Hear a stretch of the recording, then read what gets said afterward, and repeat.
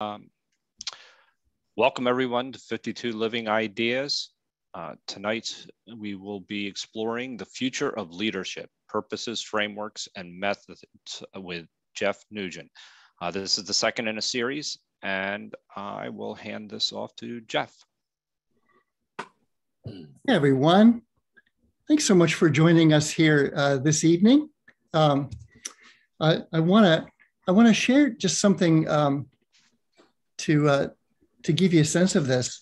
You know, I've done a lot of programs over the years for a lot of different audiences, and you all are one of the most challenging audiences I've ever had to figure out what to do, because you come from so many wonderful different perspectives to this topic. And I realized that for the most part in programs that I've done over the last 3 decades, in each case, everybody in the room came from a somewhat similar orientation. They had a similar kind of job. They were at a similar level in that job. And so the rich diversity that all of you bring to this, for me to try and see this through all of your eyes is impossible. So this is, as much as this is sort of exploring the future of leadership, you know, maybe for you, it's really that for me as well. And I just want to let you know that this is really, and the reason why this is so many questions is I'm really interested in your answers. And I want to tell you a funny little story here.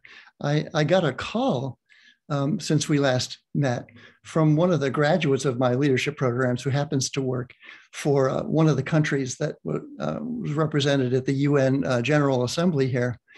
And she said, you know, we're all sort of the younger emerging leaders here, and we're supposed to be forming relationships with other folks here. That's the reason why we're here, so that we can call them up and you know, gather them all together in online meetings when we go back to our to our home countries. And we're 2 days into it, and all that's going on is arguments. We're not only not making friends, you know, we're ruining even the possibilities of that. You had any ideas? And so they got together for breakfast, and they invited in some friends. And all of a sudden I look on the screen, and here's, you know, I don't know, 8 or 10 people sitting there. And I asked them to tell me a little bit more about their situation. And people were just coming to this with conclusions, as if it was their job to convince others. And that's the reason it was that desire to persuade others from other countries to do something that was really messing them up. So we went through the session that this person had graduated from on leadership and conflict, which is a subject that was sort of a scary title. So I ultimately changed it to productive disagreements. And when you met people and they started coming at you, to ask them, to invite them to, okay, that's really great. I'm interested in that. Can you tell me a little more about it? Okay, well, what else can you tell me about that? Okay, so if I get it right, you know, is this what you're saying?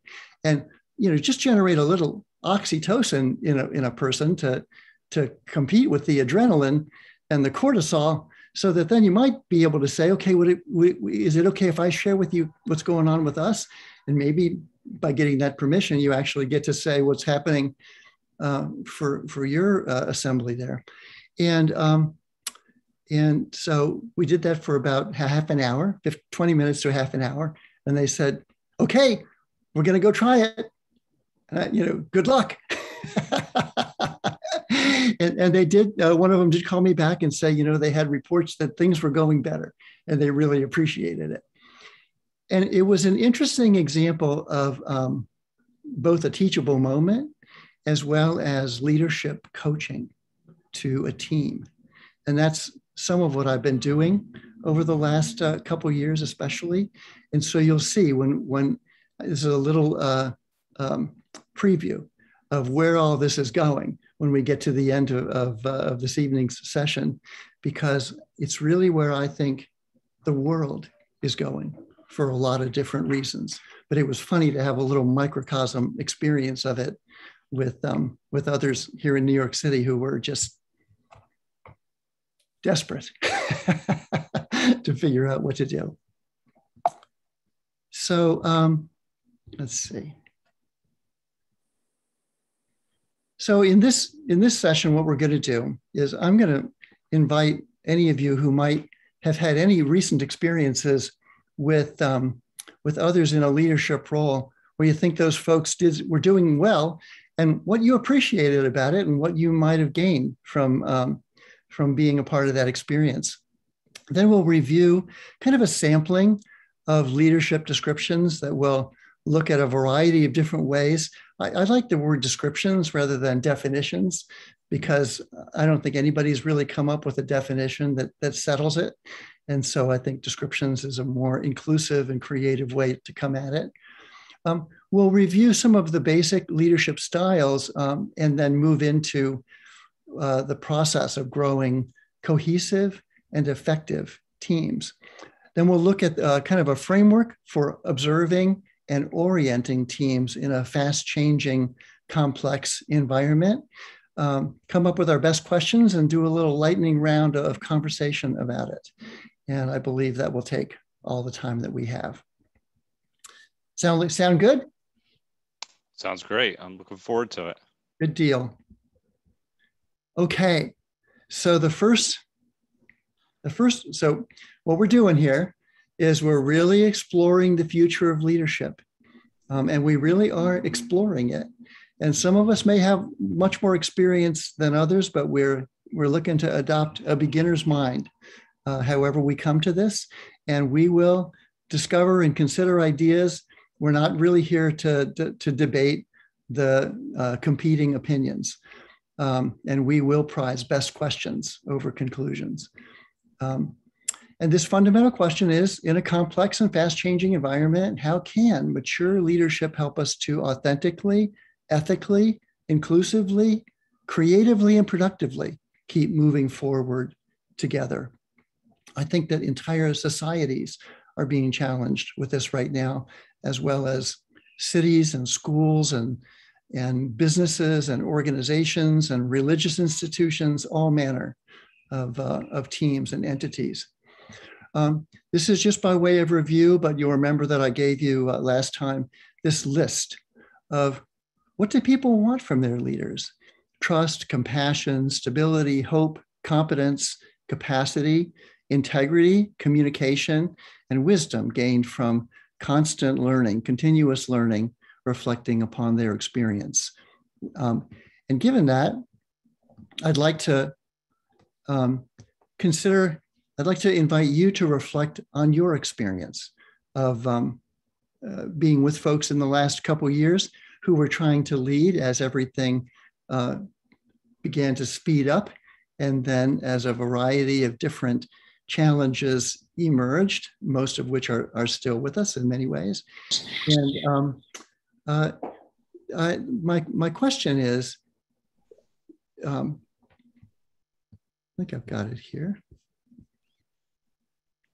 So in the experience that you had with somebody, without naming them, without naming the organization or the company or whatever, the team, an experience you had in the last year or two, maybe three, with somebody in a leadership role who was doing something well, that was achieving a certain result that you were pleased about and that you appreciated what they were doing. So what's the person's role? What did they do? What did that result in? And what did you appreciate about it? It's really simple. The role, what they did, what the results were, and what you appreciated. Inside of about 2 minutes. So folks, does anybody wish to share, please type ! in the chat.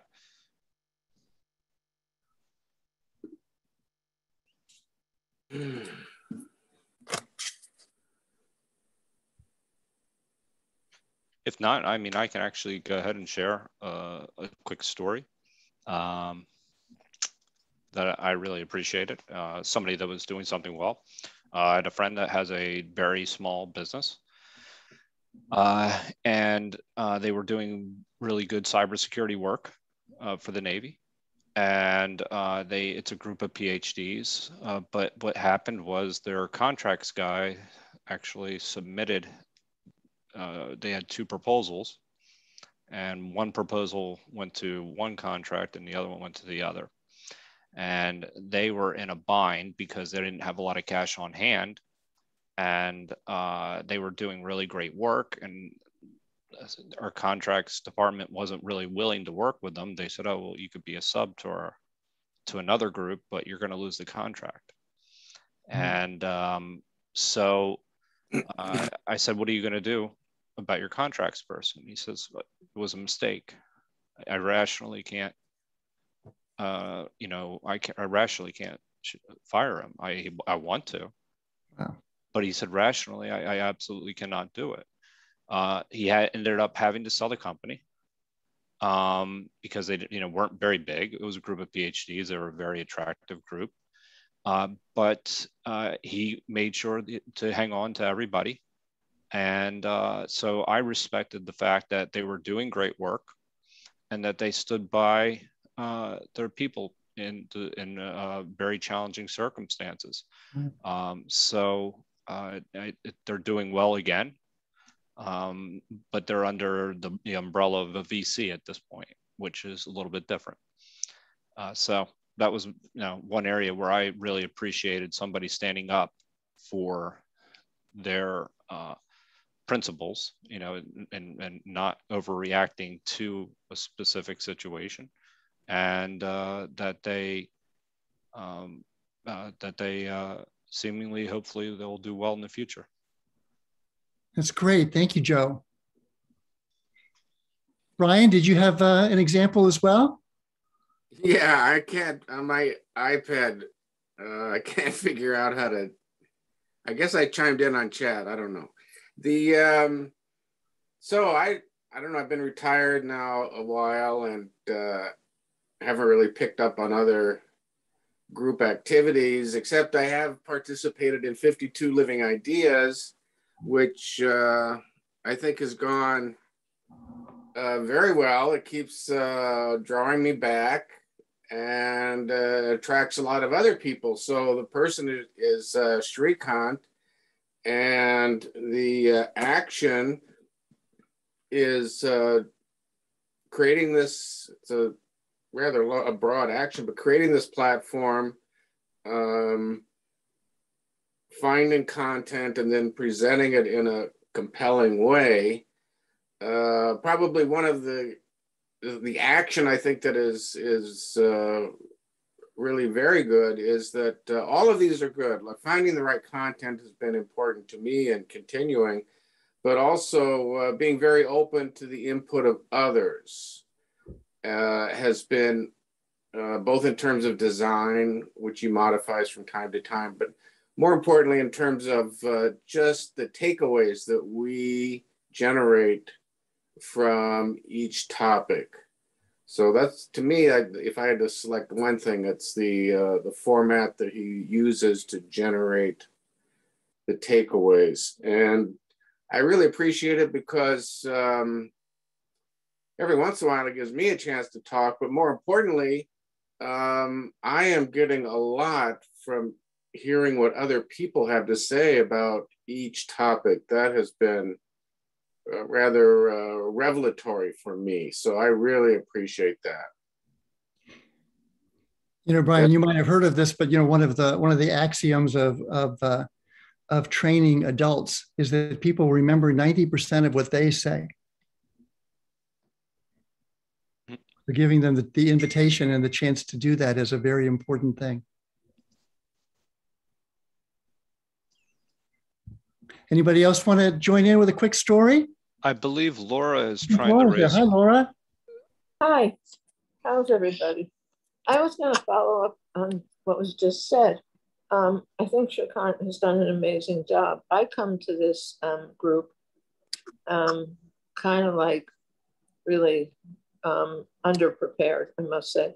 I've read a lot of the things that we talk about, but so many years ago that I may as well say I haven't read it. So I come in and I listen and learn a tremendous amount.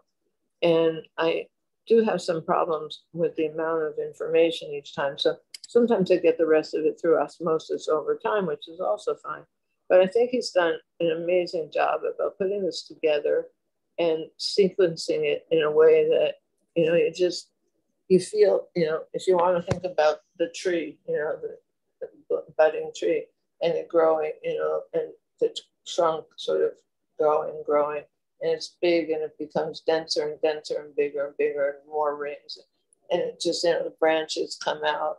And I sort of have this feeling that that's what's happening to me because of the way that this is set up. In the beginning, I didn't quite get it because it felt like all over the place.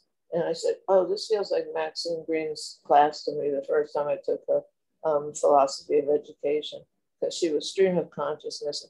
And his name popped up in this name and that name. And I was like lost. And I was tempted to drop out, but I gave it another chance or two. And it turned out to be that her class was my favorite. They were brilliant. She was brilliant. And it was just a joy to be, and that, you know, she and he had this way of, you know, of making it happen.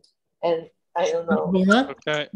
Is there, we want to make sure we give other people the chance to join in. Is there one particular thing that you might offer that you particularly appreciate? I appreciate his the way he structures the way he's designed this in his mind. I know he has a design for this, and I know he has the pieces of the design, and he's bringing the pieces out to us and having us be able to then take the pieces and create something for ourselves individually. Thank you. Absolutely. Okay. Thank you, Laura. Thank you, Laura. Allison. So I'm a teacher, and you can tell from my voice, and I was teaching online for a year during the pandemic. And what I thought was really amazing was that when we shut down, all of my bosses gave us the technology that we needed in order to do our jobs, but they didn't micromanage us. And online teaching has never been done on such a massive scale before. And it was really great that they trusted that we would do it the right way. And we did. We got excellent test scores. We just got them in. So I just really appreciated that they just stayed out of the way, gave us what we needed, and let us do our jobs the best way we could figure it out. Right. Yeah. It is an interesting combination of things, isn't it? That they made a hard decision, and they provided you with everything that you all needed, and they counted on you, and you all came through. And it's an interesting model when you think about it, because we're going to look at a couple of different models here, and they're not all that one. So that's really an interesting, wonderful result of that experiment. Thank you. I see we have a couple more people that want to share. Do you want to move forward, Jeff? I'll leave it up to you. Or do we? I really love to hear people sharing. Okay. But you're right. There is a lot to do. But I'd like to hear. Let's take these. We have two more people. We take two more. Yeah. Let's take Judith and Marjorie. Yeah. Great. So. Oh, I can make it quick. I guess in my work, I think the thing I recognize that I appreciate about my manager is that she is able to recognize people's strengths. And when we hire new people and those strengths aren't quite apparent yet, and maybe only weaknesses might be apparent at first, she gives space to allow for growth and doesn't rush the process, so that she can tap into and encourage people in the areas where they can shine. Thank you. That's really great. That's kind of the emotional intelligence side of leadership. There's the getting stuff done, and there's the way that you connect with and inspire and support all the folks that you're counting on. And in the evaluation, and we'll get to this in a few minutes too, that actually turns out to be more important. And so thank you for that. So Marjorie's next. Hi. So like Allison, I was in education for many years, but I was a counselor at a high school level, and I just retired. But our supervisor for a number of years, she did the same thing as Allison described. She was there to support us. She had our backs, but at the same time, she trusted our competence, and she let us, decide the kind of the way forward for our department. And she just let us go, and that was just a really good feeling to know that not only were we appreciated, but we were respected as professionals. They must have felt like they had the right people, and that's a huge part of the role of team leadership and all endeavors. In fact, in the book Good to Great, which was probably one of the most popular books about successful companies and agencies and whatever, the very first principle that Jim Collins said is get the right people on the bus. And what's interesting is that he put that first. Like, he didn't say, come up with a creative and sustainable business model. No, decide on the strategy for your campaign. No, write your business plan. No, get the right people on the bus. and if you've ever made the mistake where you didn't have the right people on the bus and everything else was perfect, but nothing worked, you really know why he decided to start off that's the first chapter. And so thank you all for that. That was terrific. Those are fantastic things. And I've had wonderful experiences recently myself with people who called us, various ones of us together on teams, and then rolled out some very creative, clear, but daunting challenges, and then trusted us to basically, in a gentle and respectful way, fight it out, so that they could see, from our candid but very diverse vantage points, what might work. And those were great experiences for me. Let's move to the next thing. So I want to go through a couple just examples, and you all will recognize this, I think, in just what you've said. So Marshall Goldsmith is a very famous, he's probably the world's most famous leadership and team coach now. He wrote this book that I love called What Got You Here Won't Get You There. And his definition, his operating definition of leadership is working with and through others to achieve objectives. And the key word is others.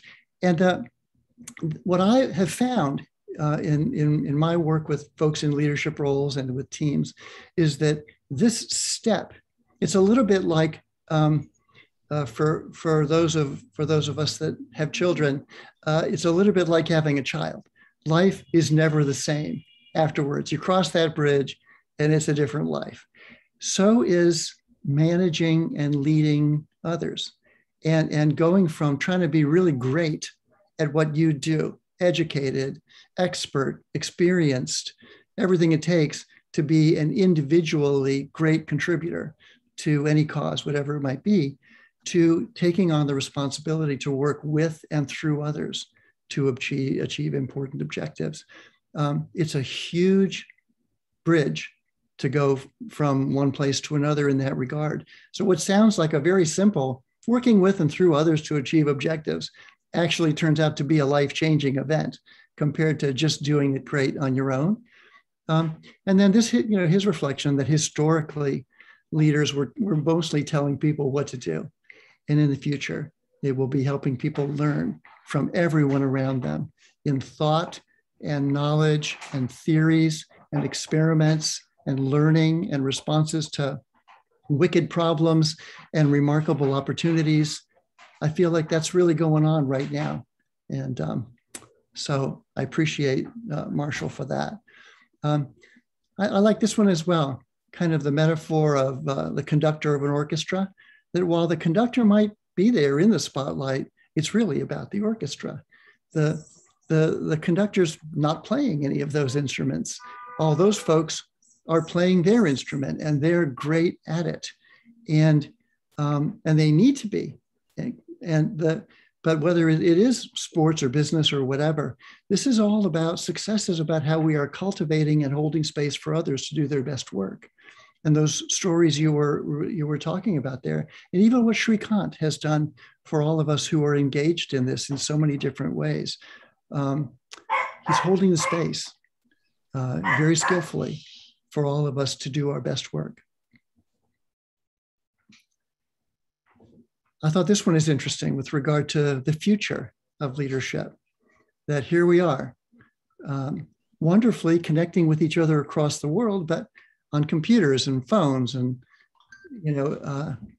with partial conversations and cryptic voicemails and text messages. And we're trying to figure out, in a fast changing world where things are actually even more complicated than they were before, how do we do this? And I was fascinated when I made this change that the required thing was to check in with how people were doing emotionally. Who knew that when we moved over to virtual meetings and virtual communication with each other, that the most important thing would be to find out how people were doing? I don't think we would have predicted that, but I think it did turn out to be the most important thing. Every meeting I led and every one I was in started out with somebody saying, "Okay, well, how are you?" And they meant it. And that was an amazing shift. So emotional intelligence really did prove to be a part of the winning strategy. So then this is about today's solutions were not designed to solve tomorrow's challenges. But given the complexity of what's going on, given the advantages of being able to see problems and opportunities from so many different vantage points and have those different perspectives and all the different ideas and critical analysis and experiments that can be done by a very diverse team, as opposed to one person knowing what to do, the heroic CEO model. I think we're really emerging into a very profoundly different orientation to leadership. And this Global Team Coaching Institute is made up of masters in that, and I've had a chance to connect with them in some ways. So those are just a few different orientations and kind of lessons being learned in the evolution of leadership and teams. There are just a couple leadership styles that we talked a little bit about, but the one is commonly called the transactional leadership style. It really is focused on getting tasks and results achieved on time, on budget, where there are rewards for getting it done and punishments for not, and it leading to a kind of micromanagement orientation by people at the center of the hub there, whether they're managers or leaders. There's the autocratic leadership, kind of the command and control, even autocratic with regard to setting a vision and setting what needs to be achieved in order to generate the kind of benefits or experience that we're trying to create here. It doesn't tend to rely on very much input or feedback, and wants people to just comply with, this is the way we do it, do that. And another is kind of at the other end of the continuum, this participative or participatory leadership orientation that really just turns it around, turns it upside down, and invites people's very diverse perspectives and ideas and feedback regarding the implementation and what we can learn from that. Really collaboratively analyzes situations rather than one person investigating it, coming to their conclusions, and even collaboratively identifies problems and opportunities, much less solutions to them and strategies to seize those opportunities. It really builds, and it really depends on a diversity of talent and experience and expertise. In fact, it counts on nobody being great at everything and really comprising teams based upon a diverse pool of talent so that everybody can do things that they really have an aptitude and the experience and the expertise to do. And it recognizes interdependencies and actually embraces collective accountability for results. There's a difference between a team and a group. You can be kind of the center of a group and everybody's just doing their own thing. And that's okay. There are some situations that are like that. But more and more, you're counting on everybody to do their complementary part, to play their complementary role, so that we can get something done together that otherwise we would not be able to get done. And that is at the heart of this. What can we do together that individually we very well might never be able to do? And one of the interesting things about these different leadership styles is that to some extent, there's a time and a place for all of them, and for moments where things need to be done in a certain way. There's an emergency. There's an immediate time crunch, and somebody's got to decide, and it's got to get done quickly in response to a natural catastrophe or a war or whatever it is. And so sometimes there just isn't time or the opportunity to do the kind of collaboration and co-creation of everything. That's okay too. But it does seem that the most creative and sustainable solutions to wicked problems are really beyond the ability of the hero CEO or the hero leader to be able to craft anymore. The world has become too quickly changing and too complex a place for that to be the go-to orientation. So I'll stop there for a second. Does anybody have any questions or thoughts? I see Julie. Yeah. Do you have your hand up there? Julie? Yeah. It seems to me, I mean, I've worked for some bad companies, a lot of ego, and let's get this piece of shit out and charge them up the tuchus with the talk. But it seems to me that not only are those, the model that doesn't work, those people are not open-minded to input, but they have such an ego that they're resistant to input. And when I was looking for a nursing home for my mom, I went to this place that was written up in Los Angeles. It's just raved about it. And we talked to the lady that ran it, and she, unlike most nursing homes, have a huge turnover of staff and of residents. And she had people there that had been there for 28 years, residents and staff. And every 6 months, she put out openly a feedback and was totally open to it wasn't threatened by that kind of thing. And that's what I think it was, and respect for everybody's input. Feedback is an amazing thing. If you ever want to look something up about this, there's an organization called Feedback Labs, FBL, that's based in Washington, D.C. And they are advancing feedback across the world. And they have written and done an amazing number of things. And it's a very powerful thing. It's I've done some work with them at their summits, and one of the lines that from one of my mentors that we used to use was, whatever you start out to do for someone, even with the best of intentions, without their input and feedback, you will likely end up doing to them. And so they are just huge at this in government and all manner of things. Julie, are you there again? Oh, no, I got to put my hand down. Good. All right, good. I believe Laura actually wanted to comment as well. Hey, Laura. And Julie did raise her hand again, I believe. Okay, just took it back down. Laura, you're on mute. Okay, my issue is we talked about reading the room yesterday being an important issue. How is it with respect to these leadership models that you presented, reading the room? I mean, not everybody can read the room.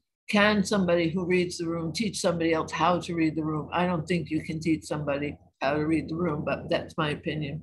I feel like I can read the room, and I think when you teach, you learn how to read the room really fast because you have to.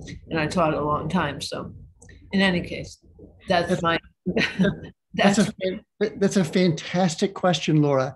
And it's actually part of the subject of the very last slide. So if you don't mind, I'm going to wait till the very last slide and we'll come back to that, okay? Okay. It's hugely I'll make sure he does that so we get it's the very last picture. Okay. Great question, though. Great question. Mark, make sure he goes back to my question. Absolutely. Okay. Good deal. Thank you. I believe Brian is raising his hand as well. Hey, Brian. So that's not an exclamation point, but so that might have been.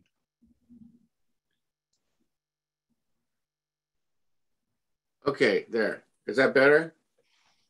Yeah. Yes. Yep. All right. Sorry, I apologize for that.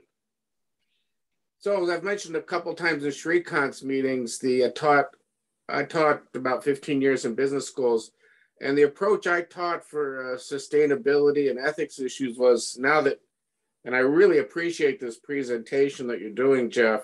Oh, I'm so glad. I taught the participative orientation.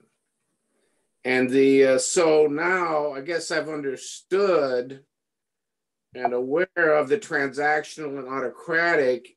And I also appreciate the point you made under the situational that, any one of them could be appropriate. But I haven't really lived with the transactional or autocratic in a conceptual way. What is the difference between transactional and autocratic?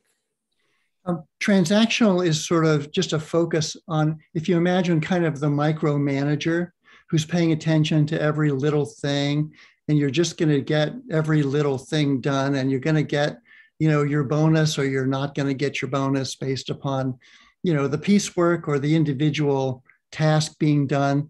It's a very minutia oriented style. And it often leads itself to people who are looking over your shoulder all the time.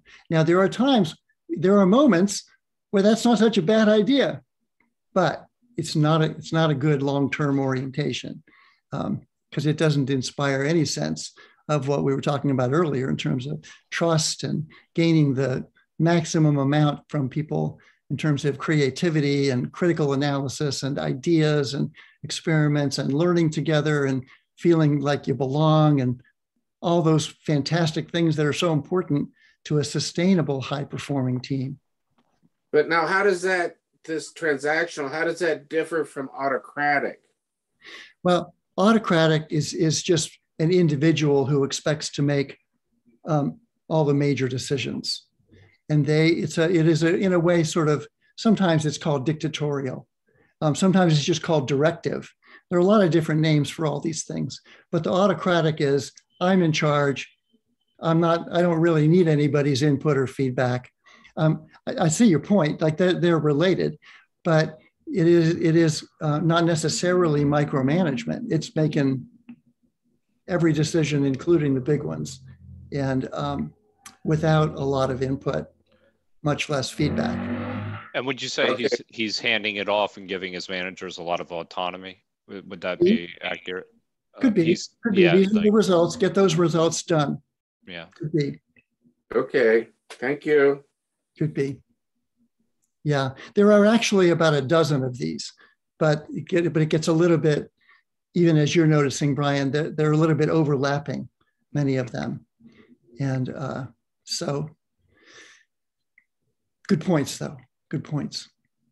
But what we're learning is this situational approach, which is a fantastic orientation, because previous definitions of leadership generally tended to endorse one style or another, even identify what style people were kind of predisposed to, and then say, okay, well, that's your style. And what we're all learning is that the ability to adapt, which is also getting to Laura's point, the ability to not only recognize what's going to work best with these folks and in this situation, and to get this kind of work done in order to achieve this particular kind of benefit or outcome.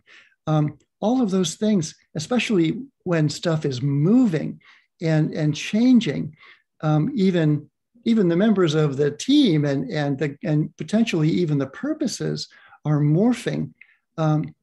This situational orientation, as complex as it can be, is far more productive and sustainable. You know, this thing we call the resignation movement. You know, people are not inclined to be resigning en masse from situations where people are skillfully practicing situational and participatory leadership. They're resigning en masse from managers who were just task-oriented and who were autocratic. And that's really, so there's a talent drain from places and managers and leaders that are not developing that talent, not counting on it, not doing all the things that our educators were talking about early on. Okay, thank you all for that. Really appreciate it. So let's go to teams, which I think is, that discussion was great. So this comes from a book by M. Scott Peck, who, what's the name of it? Who wrote The Road Less Traveled, which is really this unbelievable book about personal responsibility. He wrote another book called A Different Drum, about peacemaking and establishing community. He actually traveled to over 100 different cities and spent weekends with the leadership programs in all those areas and cities and states. And this was one of his major learnings. And if you want to learn more about it, it's covered pretty well in Wikipedia. But he said that there were these 4 stages to the growing of a community, which is what he was doing. He was talking about leadership in these places towards building community. But I think it turns out that this is the same thing, whether it's towards forming a business partnership or a marriage or a team or whatever it is. I think that, you know, the leadership team of a company or a government, whatever it might be.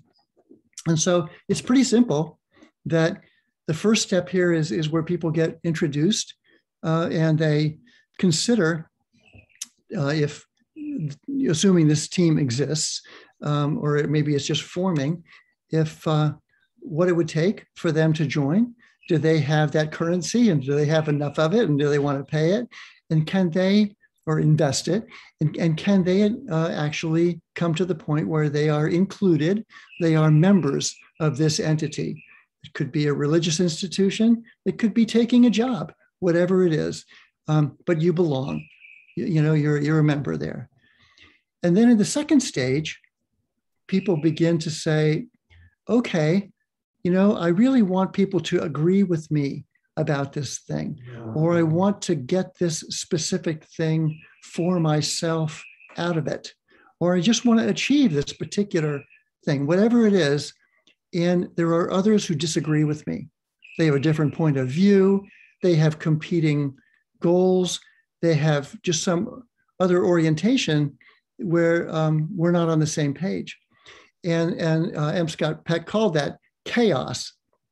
Now, I like to call it significant disagreement on something that seems important to us.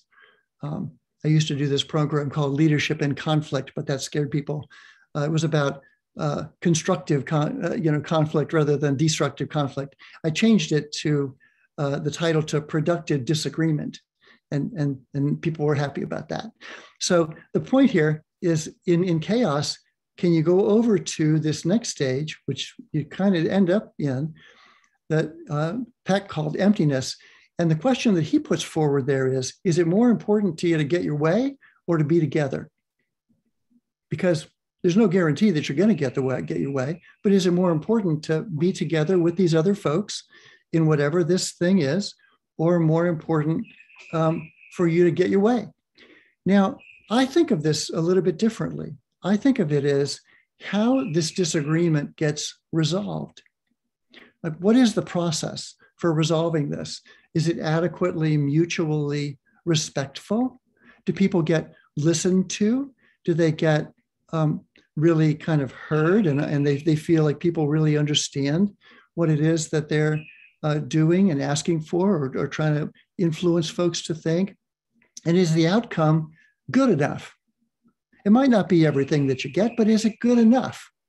And that's the question, is in the way that this significant disagreement gets resolved and in the outcome of how it's resolved.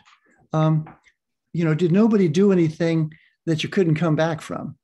Did nobody go all out to win and just, it was a win-lose proposition and people lost and that wasn't good enough? So there has to be some adequately positive resolution to this, both in process and outcome, to then move over to the next stage, which is, we're going to stay together in some way, whatever that group or partnership might be. We can trust each other to do the right thing. We want to be together. We're able to compromise.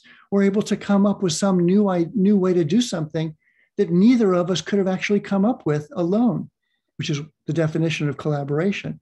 We were able to co-create something that's better together than we could have come up with on our own, where we feel the freedom to be candid, respectfully candid, but candid.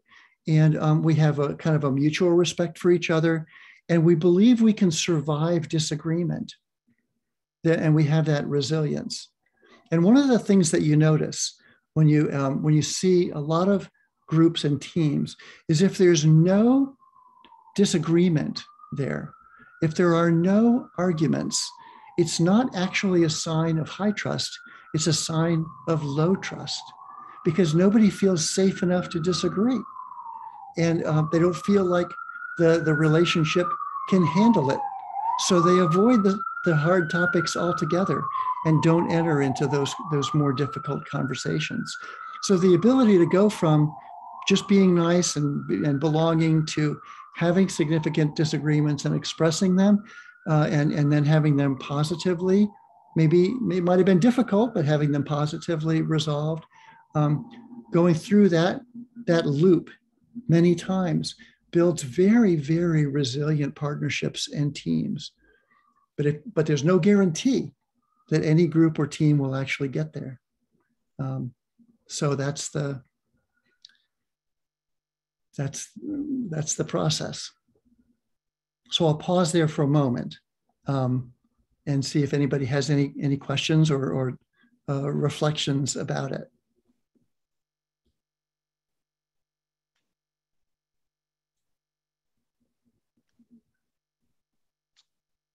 Anyone have any questions about any of the 4 categories that Jeff had just spoken about? It is something that's easier to talk about than it is to do. It is. Brian. Which is certainly true about many things.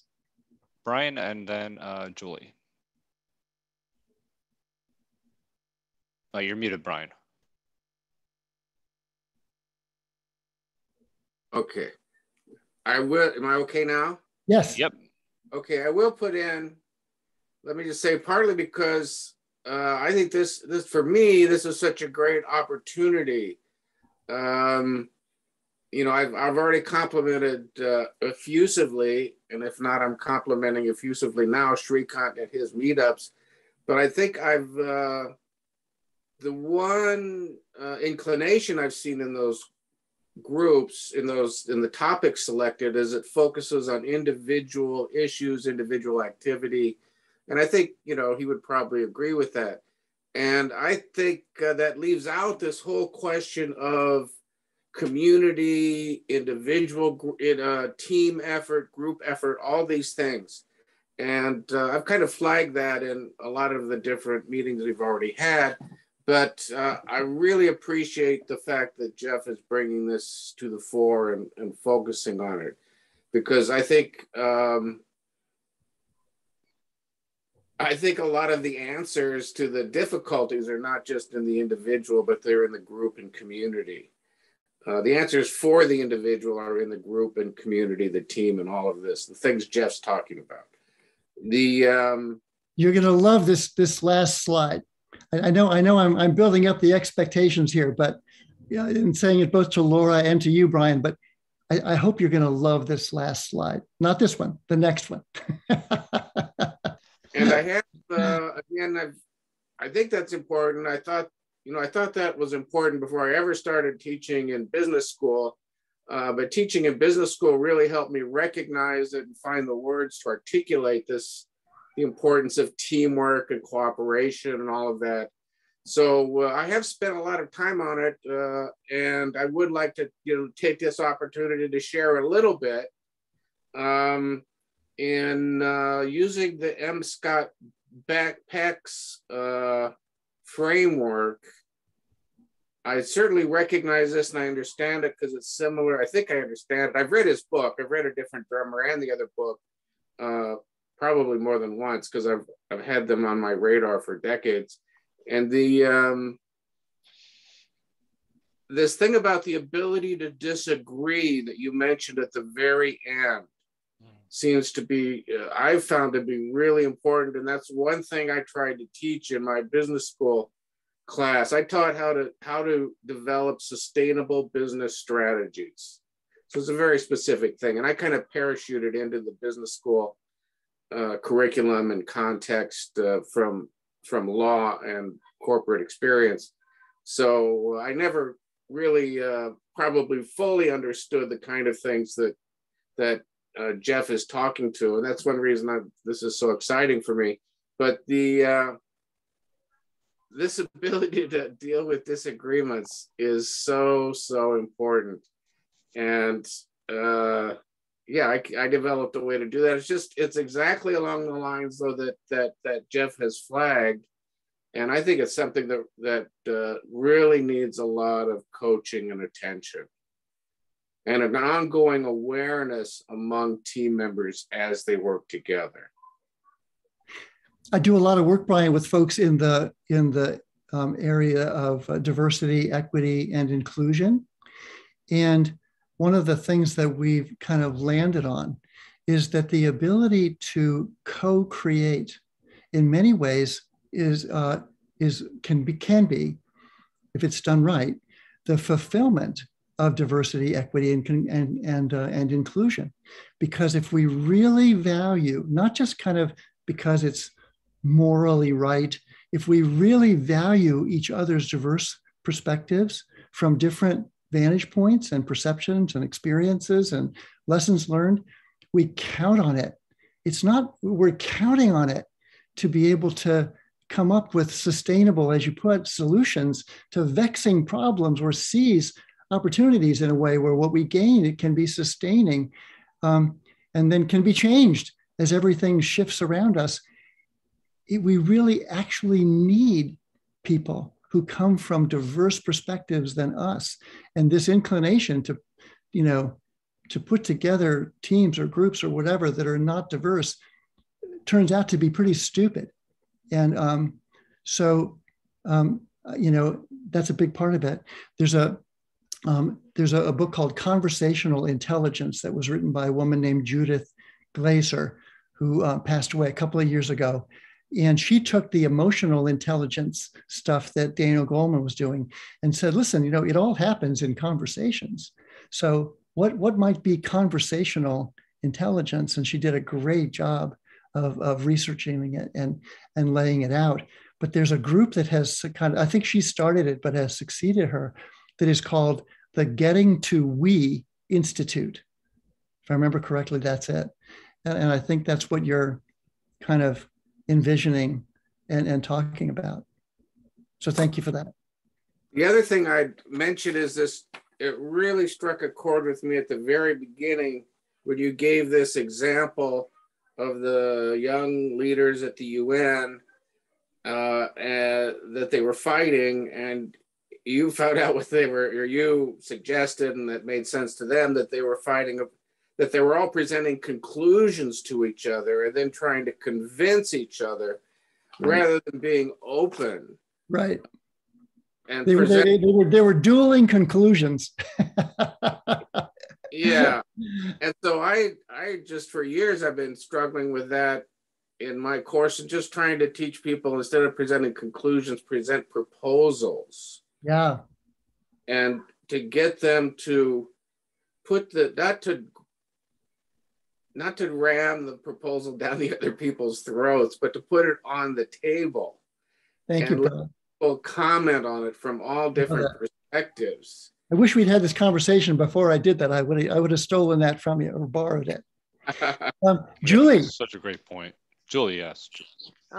I have to think that bosses that are out for the dollar bill and unethical type characteristics, I have to tend to think that those things end up blowing up at some point, that those are not the lasting companies.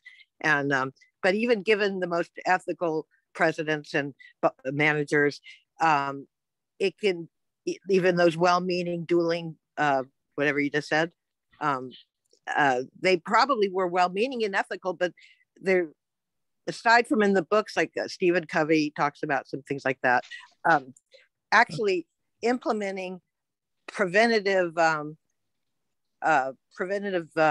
maintenance for conflict by, like, I know some companies have, like, they have like a platform like Talking Stick every Friday where they can voice to prevent these kind of things from ending up at the water fountain gossiping about the boss, and the stereotypic corporate thing that doesn't work. So what I'm asking is, besides in the books, I guess maybe perhaps Jeff, as a consultant, you do this work with big companies, maybe about just taking measures between people inside the corporation to make the things smoother, and methods that work. For example, I own a talking stick. What? I own a talking stick. Oh, okay. For example, the value on a one-to-one level, and I would assume in a business, the value of acknowledging someone in a positive way is, I think, is so underdone. I mean, just doing it intentionally, even manipulatively, it's very, very powerful for healing and for getting people in a better place.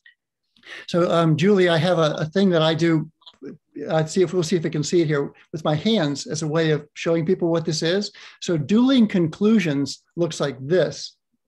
It's like, you say this, I say this. You say this, I say this, right? Nobody's actually responding to the thing. They're just restating, probably more loudly, and then if they do address each other, it's like this, right? It's just like, I'm going to hit your conclusion with mine, and there's a chance, in the spirit of proposals, and as you say, kind of validation, which is sort of beyond empathy. It's really, well, you know what? If I thought that was the way things were, or that had happened to me, maybe I'd be the same way. I can get it. There becomes a chance to at least, okay, let's see if we can at least, get at least that much agreement. We haven't got everything, but at least we got that, or maybe just that, and then we can build on it. And that's a hugely important point. And even, as CJ liked to say, entertaining multiple hypotheses and trying out more than one strategy at a time, so you can learn as fast as possible and as cheaply as possible what might be the best way to achieve something that could be a pretty complicated goal to achieve. Those are all hugely important. Absolutely. Dr. McManus. Can you hear me? Yes. Sorry. Yes. I'm a bit of a Luddite with this stuff. Okay. I do therapy with people all the time that have family issues, and I have folks that don't, when they're currently in the current atmosphere we're all living through, there's a lot of lack of any leadership at all, so that people give you the conflicted their conclusions, but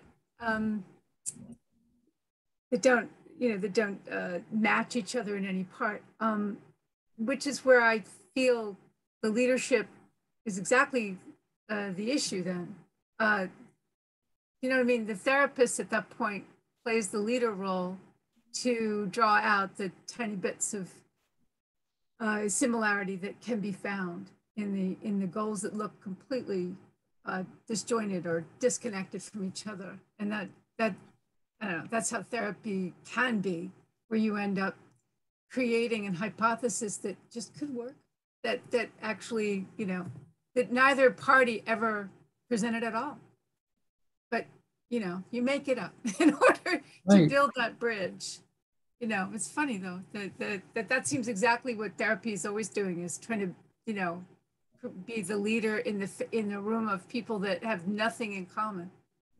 And apparently don't. Anyway.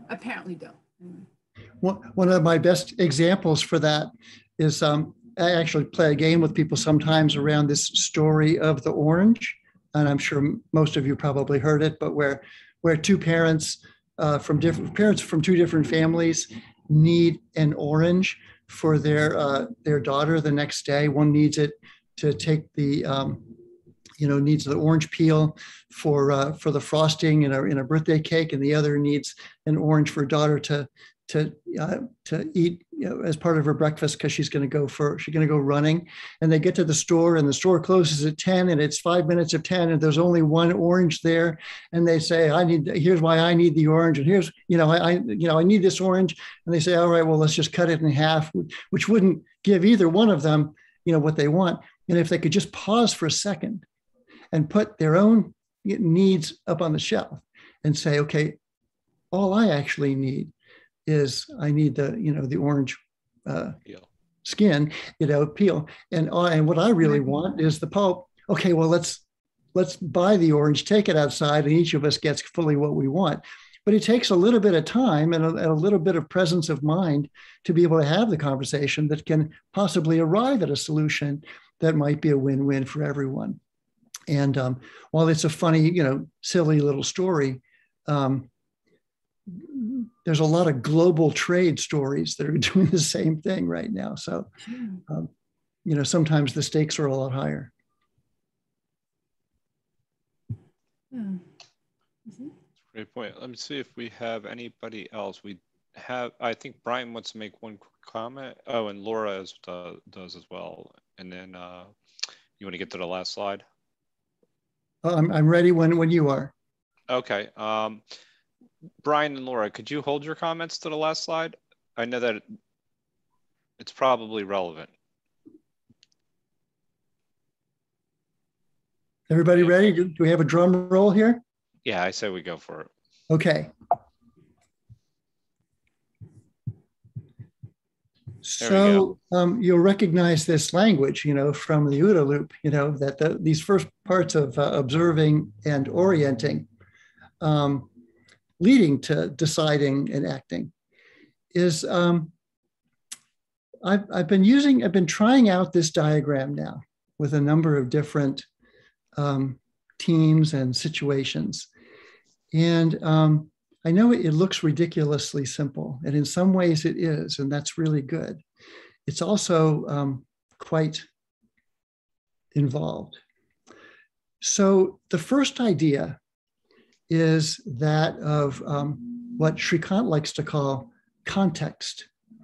And it's this, that the purposes, values, and norms, for example, of a military unit, or of an orchestra, or of a sports team, or of a marriage, or of a business partnership, or of a country in its elections. Those different entities that I'll call the context all have different purposes, and they have different kind of core values, and they definitely have different norms that they have decided to apply and agree to and observe. And so they are a thing. You know, a business is different than a sports team. They're not exactly the same thing. And so then I place individuals not at the center. Individuals are a part of these things that we all are a part of every day. Our the companies where we work, or the government place where we work, or the organization, or what, the hospital, or whatever it is. We are part of it, and we are seeking to be with ourselves and with others, and in relation to this entity, we're seeking to be our authentic selves. We are seeking to be to discover our unique gifts and talents and passions and interests and sense of meaning, whatever that orientation or whatever makes sense to us, whatever we're choosing. We have our own values. We're seeking to be not really autonomous, but authentic human beings.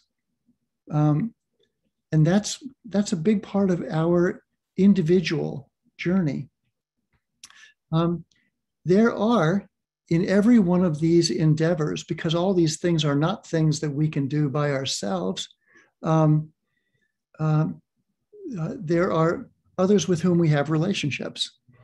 And those relationships with sometimes very diverse, sometimes similar to us, folks, they're who they are as people, and how we relate to them and how they relate to us, and the extent to which we can listen to each other and disagree and work it out and continue to have that kind of feeling with each other, as well as whatever opinion we have of it, how we think of it, but have that kind of feeling with each other that we are in some way in this together. We're on this boat, and if there's a hole in the boat, it's not just one person's problem. We all need to figure out how to plug that hole, because if this boat goes down, we all go down.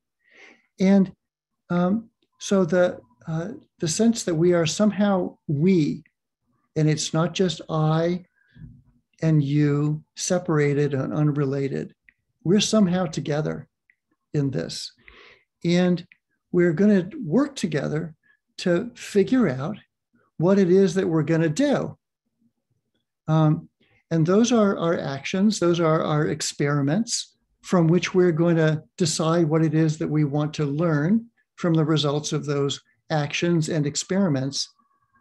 But my point is that I and you and what we're going to do, and then doing it and learning from it, are all part of, we want to make this marriage work. We want to make this business work. We want this team to win. We want whatever it is, this thing that we are together a part of. We want it to succeed in achieving its purposes according to its values and with its norms.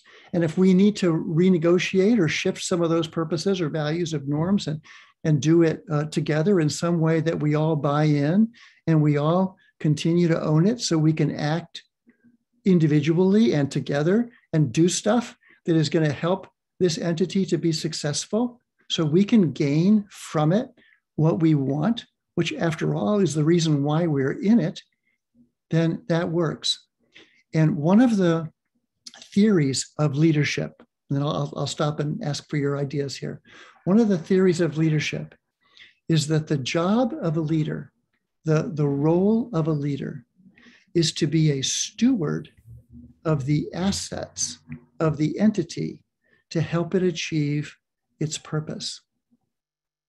Now, that's kind of an interesting orientation, that the job of people in leadership roles, and actually every other person who comes into contact with this entity, is to share in being a steward of the assets of that entity to help it achieve its mission, to help it in a sustainable way. So If you and I are in this together and we're trying to figure out our relationship matters, but it especially matters because we want this entity to be successful, from which we gain things that are important to us. And if we're going to decide on something we're going to do together, some investment of assets, whatever they might be, in order to make progress in solving some problem or capitalizing on some opportunity, one of our main criteria for making that decision is helping the entity itself, helping the business, the marriage, the sports team, the military unit achieve its purpose and values. That's why we're in it. And so it's not even as our relationships are not just a thing unto itself. We don't have these relationships outside of that context. We have a relationship because we're trying to help this marriage work, or this family work, or this business work. So I feel like I've been a little redundant there, but I think it's become something through which I see a lot of situations and different entities that we're forgetting that the reason why we're in this together is not just me and you. We're doing this in a way this evening to preserve and advance 52 living ideas, as we've brought that up. And so we keep that in mind. That's one of the reasons why we're doing this the way we're doing it, if that makes sense. That's beautifully said. That's absolutely beautifully said. I mean, the idea of understanding our values and our purposes is something greater than you and I. And that allows us to transcend what our goals and our accomplishments. And that's what a real team is all about. So I think this is a fantastic example of that. Would you like to take a couple questions on the Sure. on the diagram, and then we can maybe cut the break out? And Laura seems to be eager, and then Marjorie. Great. Right? Hey, and Laura. I think Brian also had I don't know if he still has a comment. Okay, great. As a person who involves herself with learning and instruction and things like that, and the importance of students learning the executive strategies for learning how to learn is very critical. And developing that voice in their head that guides them, I think is pretty much what you're talking about, so that the teacher, is there to help them develop that asset and that language in their head, and how to guide themselves through the learning process, so that they internalize it. And my job as a teacher, well, I created materials that explicitly use that language in my instruction, so that they would begin to use it as they solve their problems. And I made it part of their problem solving work, that they had to provide written solutions of their problem solving and how they saw. So I wanted to see that language there. So I'm real excited about what you're talking about, because I think it goes so well with my whole learning theory. And I think what our goal is in education is really to teach kids how to learn. And that's our failing, because we don't do that. But see, if we did that, we would be creating the kind of leaders that you are talking about. And that was not what I wanted. Well, this is me trying to follow in your footsteps. Mm-hmm. Thank you. Well, I have so much more to say on this, everything. So many more things to talk about, Jeff. You'll get more chances. Let's keep moving. Yeah, let's keep. Yeah, we'll keep. Marjorie, you're next.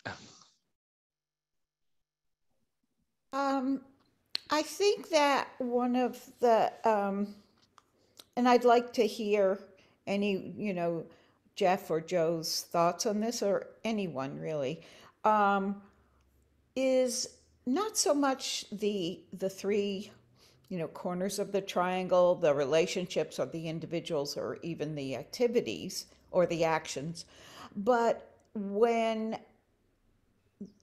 there are, in any context, the purposes, values, and norms are so polarized by different groups that the leader has the challenge to find anything where they can start from, where there is agreement amongst, different groups for the any norms, values.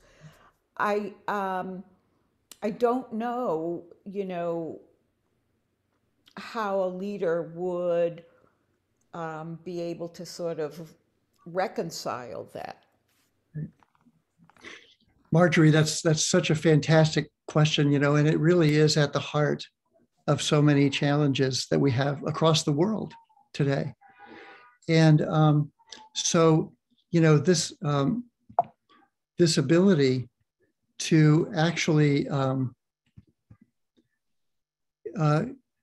help figure out together, is it important to us? Are there enough benefits that we get from being in this together, that we not only do the communication in such a way that we really listen, and in such a way that we really speak as clearly and as as possible, and that we can come up with outcomes where there is enough mutual gain, where it feels fair and it feels we can live with it.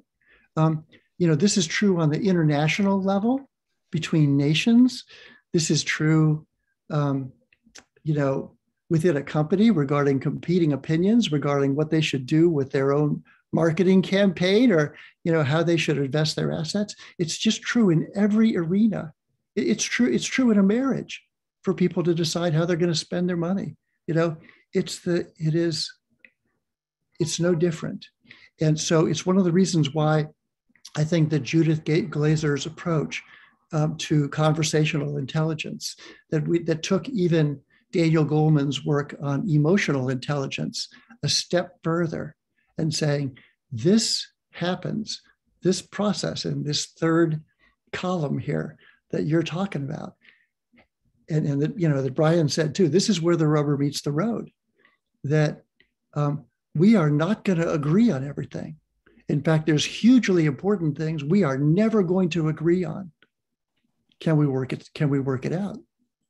Can we get to a point that's good enough in however we get there, that will be a strong enough invitation to us, a strong enough proposition to keep moving forward together? And that's why I titled this, a way to authentically and creatively and collaboratively and sustainably be able to move forward together. I think it's the heart of the matter. It's the hardest thing. And yet it has the greatest opportunity to put together approaches that might actually, in the long run, because of the diversity of perspectives, be the most sustainable. So the role of leaders in being able to lead this, facilitate this, I think it's absolutely what we need.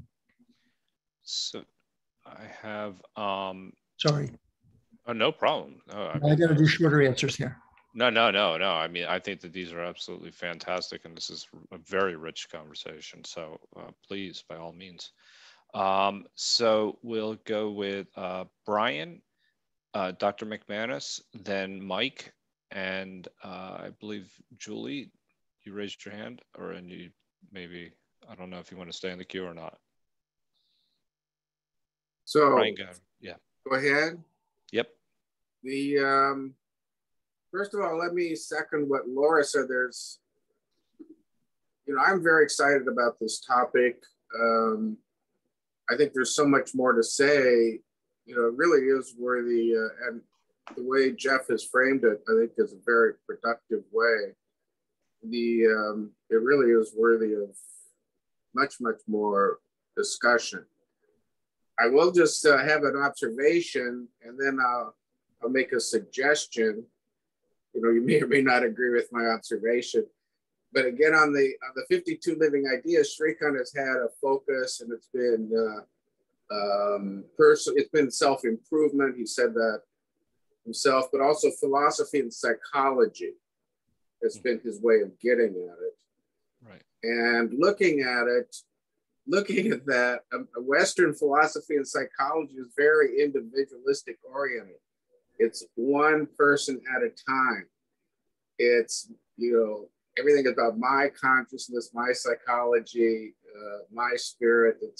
There's not a lot about community. That's just an observation I have. And that's been borne out in the way the topics have come up, or in the way the topics present themselves and in the way they're discussed.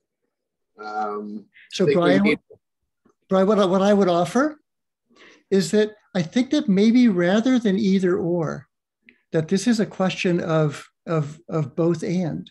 Mm-hmm. This is an invitation to for authentic individuals to engage in relationships with authentic others in order to come up together, in order to figure out sort of the definition of agency. We can figure it out, that we actually figure out a way as authentic individuals to be able to move forward together. We're no less authentic, and neither is anybody else. But can we figure it out? So again, I absolutely, totally endorse this last diagram and the way you've scoped it out, presented it, the words you used, everything. I love it. And I think it really deserves a lot more attention and discussion. We'll bring it up again. I would like to try to answer this question that was flagged earlier with all these differences, because it's something I did address in my, really, I thought a lot about this and tried out different things, in work and in my teaching. And I observed it in other contexts as well. I think here's the key part of it is that most people treat in a discussion context or a disagreement context, they treat their assumptions as facts.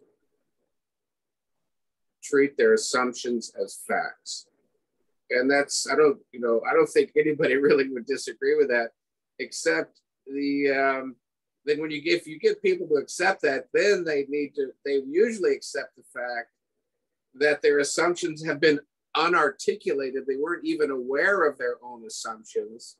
So one thing you can do in the discussion, and this is great from diverse groups, they can bring out the assumptions that each person is making. Right. And when you can articulate the assumption, then you can examine it.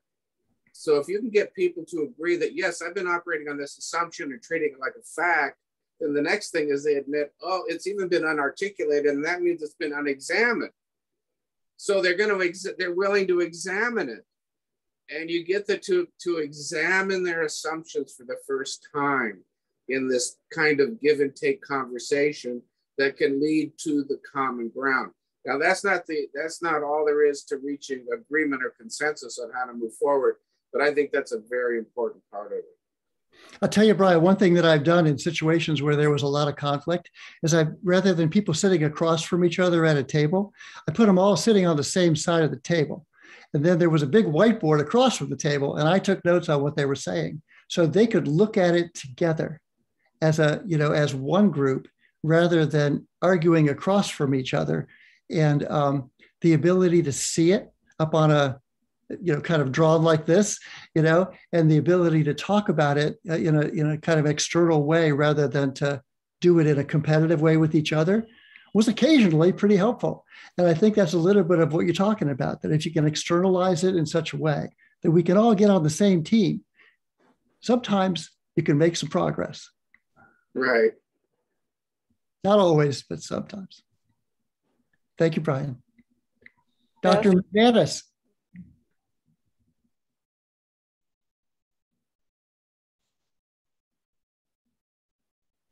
You're on mute. You're still on mute. You're still on mute. There you go. There you go. Thank you very much. You're so supportive. Okay, have I got a case for you? I'm one of the people that asked to hear people tell me that the virus is a hoax and the medicine used for it as a hoax and contrivance upon contrivance, that it's all a contrivance, and that we're all very foolish to think that we should take vaccines or follow the government advice. Now, this is very logical in a way. If you think that we've been inundated with, false information, it makes sense that I would get this in my office. It makes sense. On the other hand, the question then becomes, how do I deal with the emptiness there? I'm meant to give some sort of solace to this suffering individual who is definitely suffering through this event, losing family members and all, and still believing it's a conspiracy that terrible, terrible forces have wished upon us all. I don't have good answers.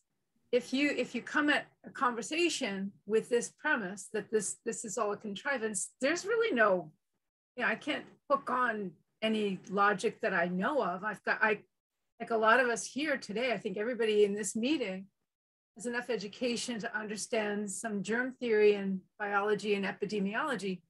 And we don't question every part of it because we don't. I'm not sure we should. I don't feel comfortable questioning epidemiology, not at all.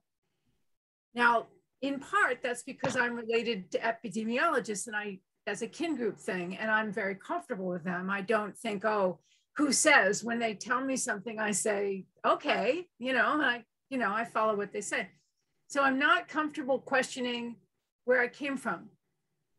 But we are in a time when many people are questioning everything to do with educated backgrounds. And it's terrible. The only answer I have, because it's so hard to rebuild a liberal arts education out of nothing, very, very hard to do. If not impossible, when the person's reached, 50, 60 years old.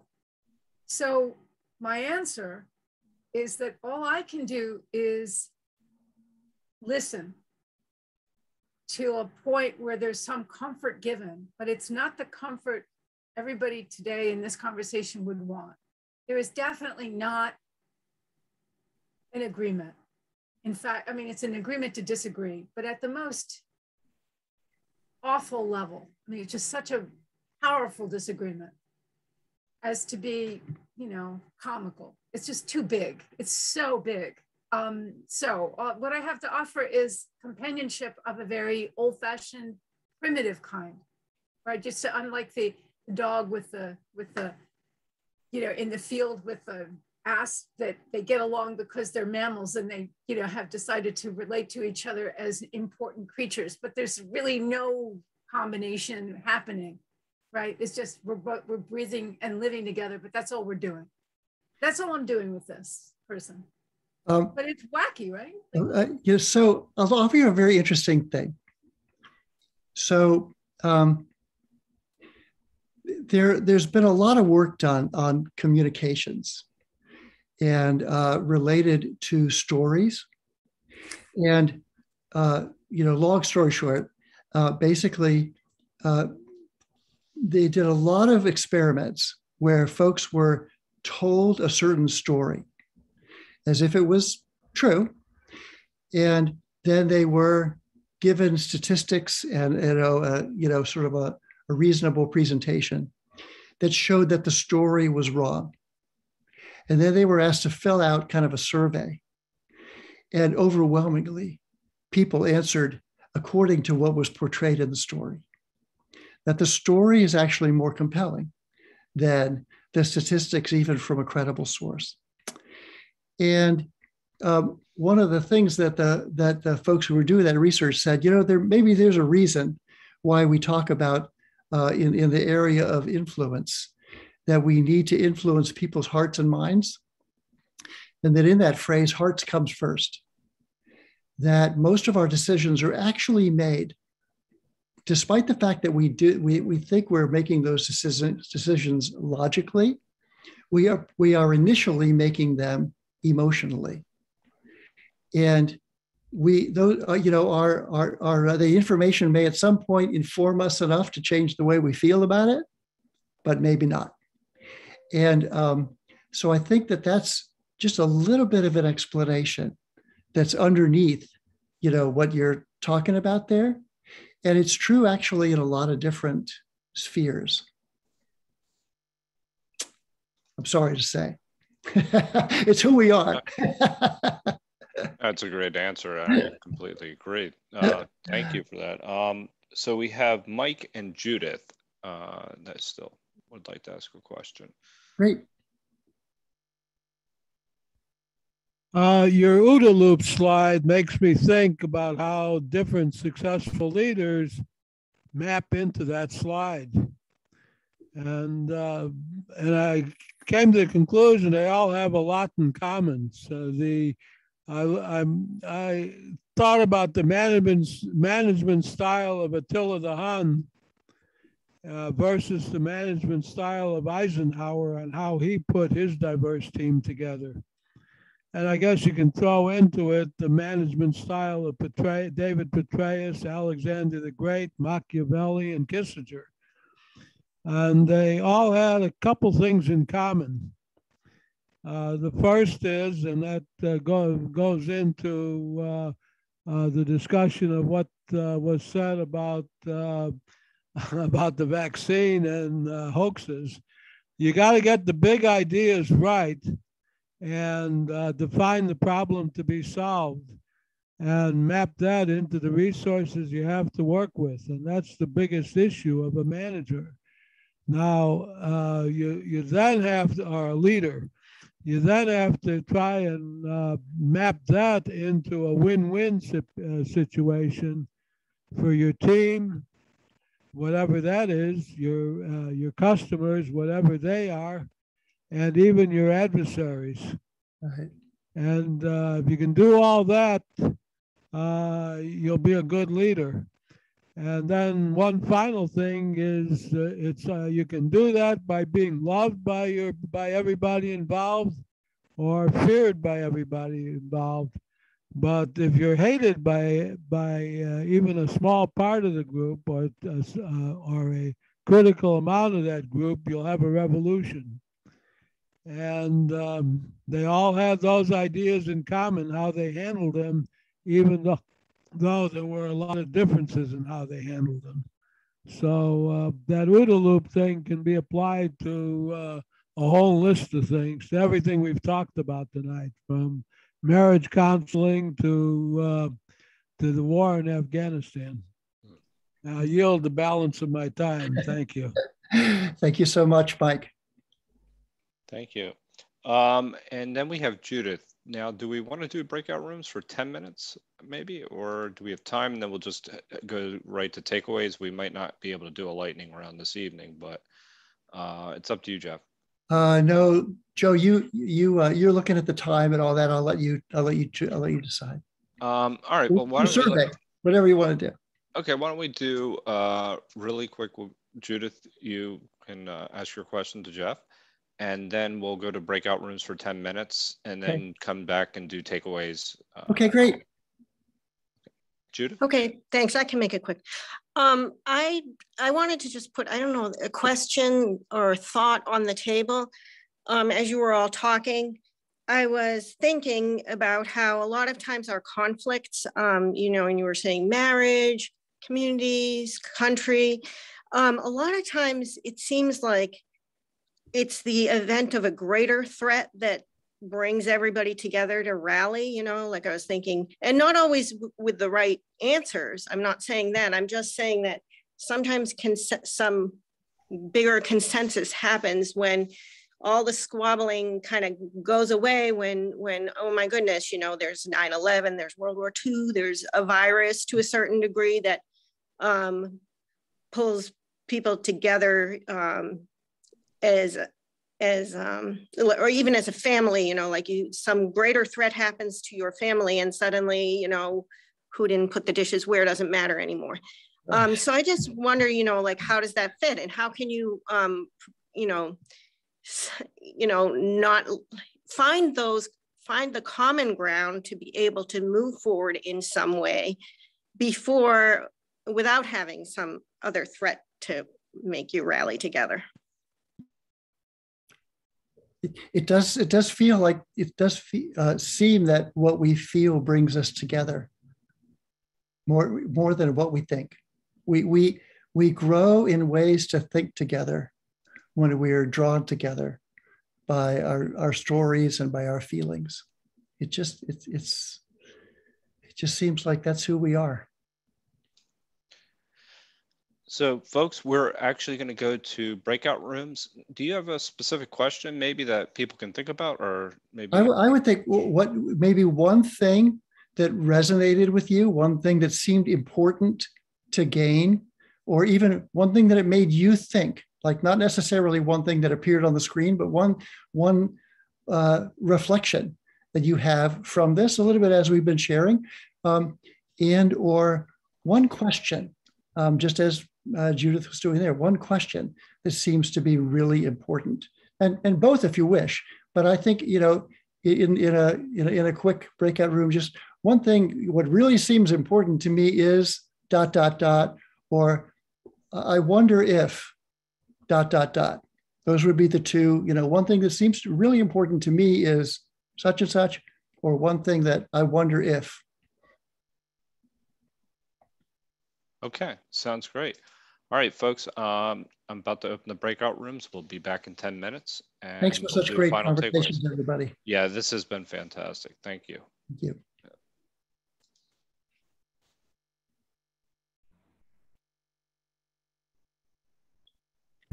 Welcome back, everyone. So instead of doing Q&A, we'll probably just do takeaways since we only have a few minutes left of Jeff's time.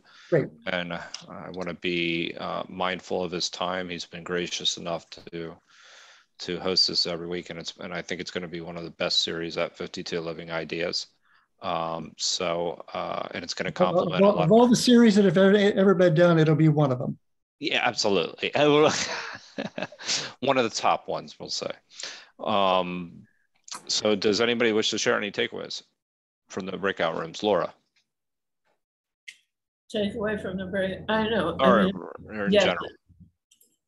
General takeaway about the importance of speaking, community, dialogue, critical, and basically that Jeff this was a great session. You're terrific. I came basically because I know how good you are at this kind of thing. I don't really have much leadership in my life, you know, unless I'm a dog. I start to, you know, I have a bilingual dog, by the way, Jeff. So, yeah. I think my dog speaks Italian, as do I. But who's next? So we have Brian and Julie. So the first one was what's really important to me. I would leave out the to me. What's really important? I think this topic that Jeff is touching on is really important, period, and deserves more attention. If I were to wonder about anything, it's that maybe newcomers to any context should be considered part of the environment that needs to be accommodated. Thank you, Brian. Excellent takeaway, Brian. Thank you. Julie. Yeah, I agree totally. And giving this topic more attention in the community is a goal. So, like I put this question earlier in the breakout room, but have there been any successful models of team leadership that we can look at, and that, you know, for example, if you want to get a grant, if you can find a model that's worked, you can get monies. So, I mean, I'm curious about whether they have tried this in some form. There are so many, and I'll tell you, it's interesting. One that I quoted there at the very, it was the last quote. The team coaching, Global Team Coaching Institute. They are unbelievably good. They are incredibly good, and but if you just look up, team leadership, you'll see there are amazing things. and many of them are available for free. Even things at Stanford and Harvard and MIT. I was looking at some at MIT today.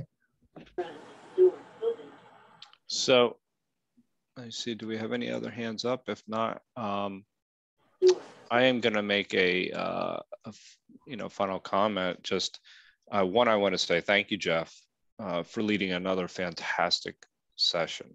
I mean, it was really, and I hope everybody actually, maybe if you have an opportunity to take a look at that last diagram and realize how rich it really was. We ended up dissecting it a little bit in our breakout room, and just how comprehensive it was.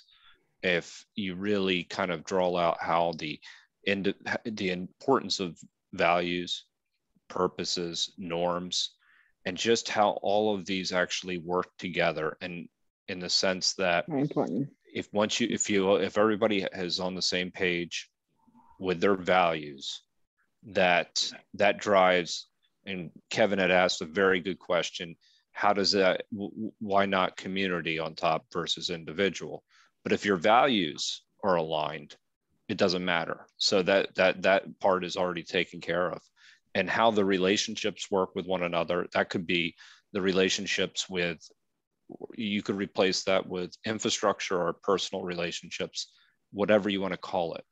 It's still what's enabling capability. And then your actions, the initiatives you're taking, they really have to align, to your purposes, your goals. And that is a incredibly complex diagram laid out simply. And, I just wanted to point that out because I thought that was quite remarkable. And we had a really great discussion within 10 minutes. We could have gone a lot longer. And this has been a great session. And I have, unfortunately, 5 pages of notes, which I'll have to rewrite because I can't necessarily write too clearly. Anyway, I just wanted to thank you personally, Jeff. Thanks, everyone. Well, we'll bring this diagram into the next session as well. We're not done with this diagram. There are at every side here, there are ourselves as individuals. There are the relationship between purposes and benefits and experience and cost and risk. And there's the relationships with each other and the conversational intelligence part of that. And then there's this whole, decision-making and learning from experiments together in service to be stewards of achieving the purposes of whatever we're doing. So this is we just gotten started with this one, and it'll be back. Right. Great. And I'm just going to do a quick note on upcoming event. Just in about 5 minutes, there's the Jordan Peterson Bible series. And tomorrow night, there'll be Flow, the book Flow being covered with, I cannot say his last name. I'm just going to say Mike. Csikszentmihalyi. Thank you. Thank you for that. And then we'll have deep conversations on Friday evening, which is what have you learned from Stoicism? And on Saturday, we will look at, actually, I was unable to pull up Saturdays, but we have 2 really big, important series to Srikant and to 52 Living Ideas coming up. One of them has to do with the Center for Digital Life, where we'll be covering essentially the 3 spheres, East, West, digital, man, and the machine. So essentially, this is a 5-week series with Mark Stallman with the Center for Digital Life. Check it out on our website. It's supposedly going to be one of the best series that we've had here. And then we have another one called The Design Way, which is a book about designing. And it actually gets to a lot of what we're talking about here when we're talking about Jeff's model. Some of the things that are actually in that model are incorporated into that book. And that is actually going to be a really fun series as well. So what's the name of the book? The Design Way. It's by Harold G. Nelson, and actually the author had spent some time with us last Monday, and so it's going to be an exciting series. Shrikant's really excited about it. I'm excited about it, and we're looking forward to it. So thank you again for everybody joining this evening, and I hope to see you all again in 2 weeks. October 14th. October 14th. Yay. All right. Take care, everyone. Everyone, thank you so much. Thank you. All right. Bye.